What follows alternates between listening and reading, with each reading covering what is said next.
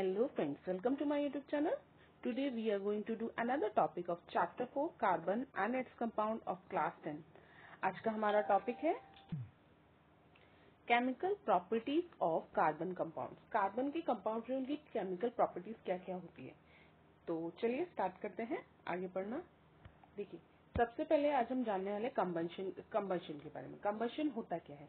किसी भी चीज का ऑक्सीजन के प्रेजेंस में जलना, वही कंबंशन कहलाता है. अभी हम पढ़ रहे हैं पूरे कार्बन के बारे में. और कार्बन जो है वो आसानी से ऑक्सीजन के साथ रिएक्ट कर सकता है, मतलब बर्न कर सकता है. तो कार्बन का कोई भी एलोट्रॉपिक फॉर्म हो वो सब बर्न करते हैं किसके प्रेजेंस में? In the presence of oxygen. और हमें एज अ रिजल्ट क्या देते हैं? कार्बन डाइऑक्साइड, उसके साथ हीट और लाइट भी देते हैं. तो यहाँ क्या लिखा है? Carbon in all allotropic forms burn in oxygen to give carbon dioxide along with release of heat and light. Most of carbon compound also release a large amount of heat and light on burning. ठीक है. These are the oxidation reaction that you have learned about in the first chapter. देखो इसका मतलब क्या है?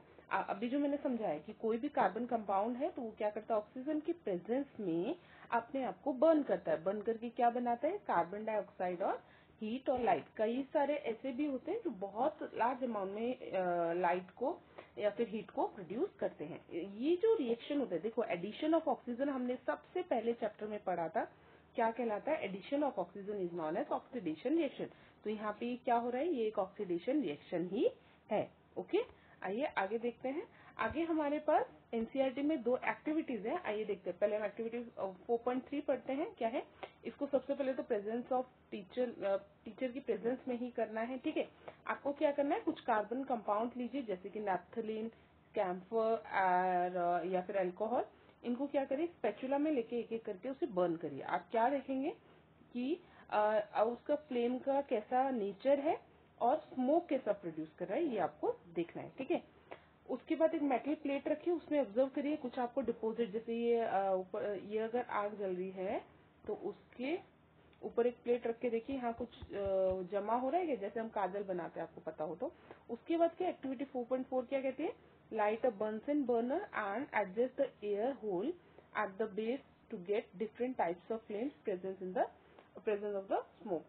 What do you get when do you get a yellow सूती flame? तो आइए इसके बारे में जानते हैं और कब आपको ब्लू फ्लेम मिलती है. ठीक है. आइए इसको देखते हैं.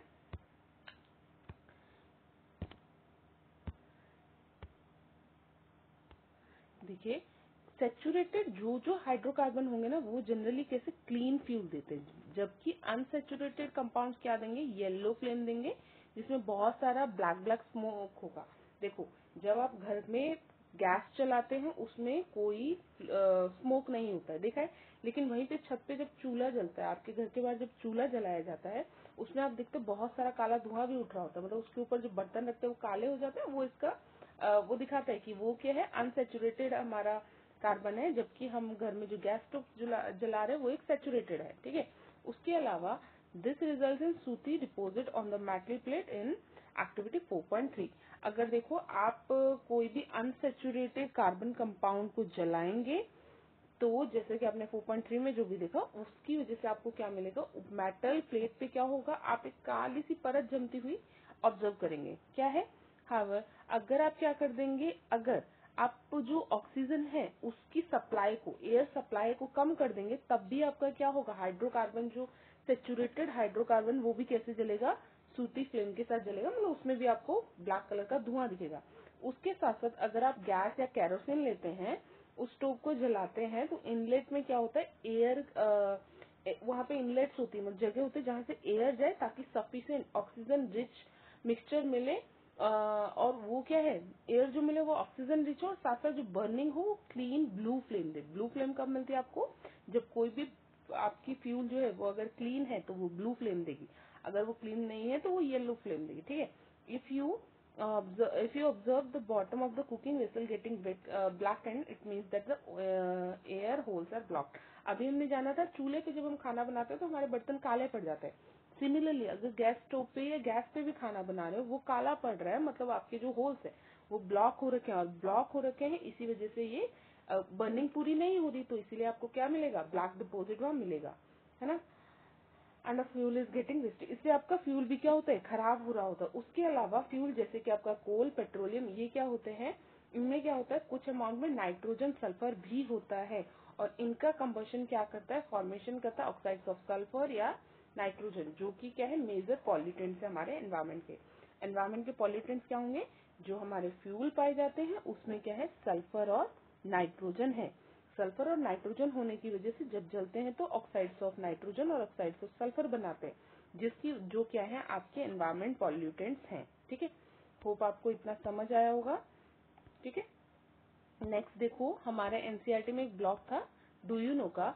यहाँ क्या कह रहा है कि सब्सटेंस जो जलते हैं, कुछ तो फ्लेम के साथ जलते हैं और कुछ विदाउट फ्लेम जलते हैं। इसका मतलब क्या है, देखिए इसका क्या है, जो भी वेपर फॉर्म में फ्यूल होती है वो सारी फ्लेम के साथ जलेगी। जैसे कि आपका गैस स्टोव कैसे जलता है, आपका फ्लेम के साथ जलता है। लेकिन आपकी जो सॉलिड फॉर्म में होगी, जैसे कि आप किसी लकड़ी को जलाइए या कोयले को जलाइए, वो सब कैसे आप जलता हुआ तो देखिए, मतलब रेड हो रखा होगा, हीट भी आ रही होगी, पर उसमें फ्लेम नहीं मिलेगा। क्यों?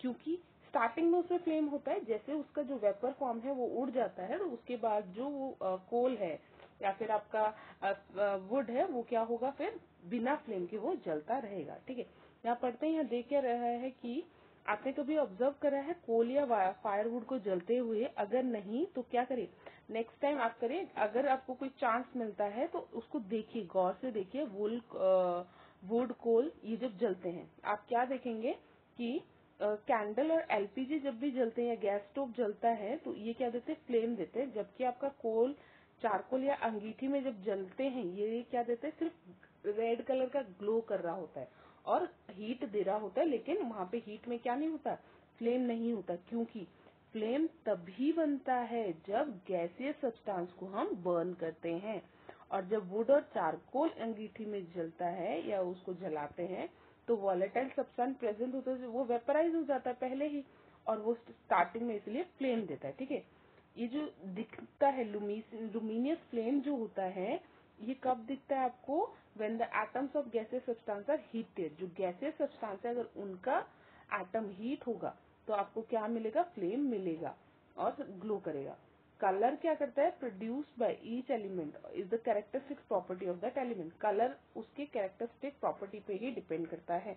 जैसे कि आप कॉपर वायर को अगर फ्लेम पे गर्म करते हैं गैस स्टोव को के, तो आप कौन सा कलर देखेंगे, you have seen that incomplete combustion give the सूटी सूट विच इज कार्बन।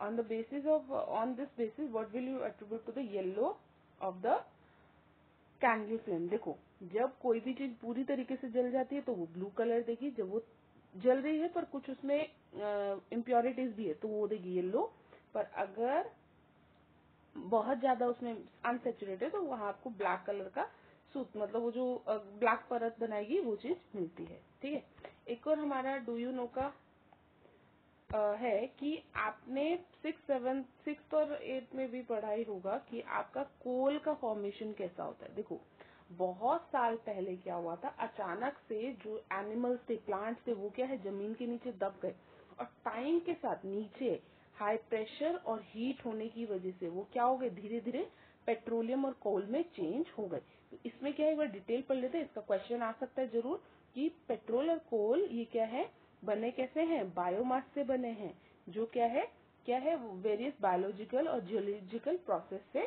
बने हैं। जैसे कि कोल क्या है, ये रिमेन्स है ट्री का, फेंस का and other plant lived millions of year ago. बहुत साल पहले उस जगह पे जो भी आपके ट्री थे, प्लांट्स थे, इन सब के दबने की वजह से आज क्या मिलता है, हमें कोल मिलता है। ये क्या है, दीज वर क्रस्ड इनटू अर्थ, ये अर्थ के नीचे चले गए थे, परहैप्स बाय अर्थक्वेक और वोल्केनिक इरप्शन। कुछ भी कॉज हो सकता है, हमें नहीं पता, पर कुछ भी कॉज की वजह से वो धरती के नीचे गए, और वहां पे क्या है, उनके ऊपर क्या हो गया, एक लेयर बन गई, किसकी, अर्थ की और रॉक की, और वहां वो धीरे धीरे क्या होने लगे, डिके होने लगी। डिके होके किसमें चेंज होने लगे, कोल में चेंज होने लगे। ऑयल और गैस कैसे बना है, ये मिलियंस ऑफ ईयर पहले जब छोटे छोटे पेड़ और एनिमल क्या रहते थे, जो सी में रहते थे, वो जब मर गए और उनकी बॉडी कहाँ गई, आपकी सी बेड में चली गई, मतलब नीचे की तरफ श्रिंक होके चली गई, और उस पे क्या हो गया, दोबारा परत जम गई, वहां के जो भी रेत है, मिट्टी है उसकी, सी के नीचे। तो बैक्टीरिया के अटैक से वो डेड सारी चीजें क्या बन गई, ऑयल या गैस बन गई, जो कि हाई प्रेशर की वजह से है ना। तो ये क्या है कि और धीरे धीरे क्या हुआ, तो देखो क्या है, उसके क्या होता है, जो नीचे सिल था, जो परत बनी थी, वो क्या होता धीरे धीरे दब के वो रॉक में बदल गए। और वही गैस या ऑयल क्या करता है, धीरे धीरे क्या होता है, वो रॉक के अंदर से कैसे आता है, वहां पे अब्जॉर्ब हो जाता है, जैसे ट्रैप हो जाता है, जैसे कि स्पॉन्ज के अंदर हमारा कोई भी चीज होता है। ठीक है, तो अब आप बता सकते हैं इनको फॉसिल फ्यूल्स क्यों कहते हैं। फॉसिल क्या होते हैं, जो मृत जीव है हमारे, उनके जो अवशेष मतलब जो रिमेन्स है, उनको फॉसिल कहा जाता है। और इसी फॉसिल से बना हुआ जो हमारा फ्यूल है, इसी को क्या कहा जाता है, फॉसिल फ्यूल कहा जाता है। होप आपको ये समझ आया होगा। नेक्स्ट हमारा जो है वो है ऑक्सीडेशन। ऑक्सीडेशन हमने जाना था क्या था, adding of oxidation is known as addition of oxygen is known as oxidation. तो देखिए कार्बन कंपाउंड क्या है, वो इजीली आप ऑक्सीडाइज कर सकते हैं कंबशन के दौरान, मतलब जलाने के वक्त। इसके अलावा complete oxidation we have reaction in which alcohols are converted into carboxylic acid. यहाँ देखो एक दे रखा है, जिसमें क्या है आपका एक अल्कोहल है, जिसको आपने किसके अल्कलाइन KMnO4 और के प्रेजेंस में और हीट के प्रेजेंस में, या फिर एसिडिफाइड K2Cr2O7 के प्रेजेंस में जब इसको रिएक्ट करा तो क्या बना आपका, एक बना कार्बोक्सिलिक एसिड बना। ठीक है, वी सी दैट कुछ सब्सटेंस जो है वो कैपेबल होते हैं ऑक्सीजन को ऐड करवाने में, उन्हीं को क्या कहा जाता है, ऑक्सीडाइजिंग एजेंट कहा जाता है। जैसे कि अल्कलाइन पोटेशियम परमैंगनेट और acidified potassium dichromate are oxidising alcohols to acid. This is adding oxygen to starting material, hence they are known as oxidizing agent. इसीलिए इनको क्या कहते हैं, ये ऑक्सीडेशन में जो भी आपके सब्सटेंसेस हेल्प करते हैं, उन्हीं को हम क्या कहते हैं, ऑक्सीडाइजिंग एजेंट कहते हैं, कुल मिला के हैं। होप आपको आज की क्लास पसंद आई होगी। अगर कहीं भी कोई डाउट है, प्लीज कमेंट सेक्शन में जरूर बताइए।